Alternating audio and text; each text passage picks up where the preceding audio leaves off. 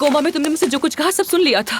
सुन लिया था आमिर, सब कुछ सुन लिया था। सुन, तुम खुद भी एक डॉक्टर हो और तुम जानती हो कि जो कोमे में हो वो होशो हवास में नहीं होता अपने कभी भी। तुमने नहीं सुना। मुझसे ये खेल मत खेलो, मैंने सब कुछ सुन लिया है ना। तो फिर अब तुम मेरी ये बात भी सुन लो। तुम मेरी वजह से मरने वाली थी, समझ आ रही है तुम्हें? इसलिए मुझसे दूर रहो, मैं तुम्हें सिर्फ नुकसान पहुंचा सकता हूँ। आमिर क्या मतलब है इस बात का? जरा बात तो कर सकते हैं ना। आमिर बात सुनो मेरी। आमिर कसम से मैं तोड़ दूंगी दरवाजे को, खोलो।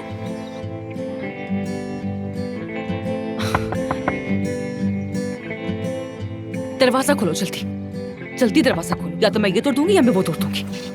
आमिर ये क्या कर रहे हो तुम? हाँ, ये क्या बचकाना हरकत है तुम्हारी?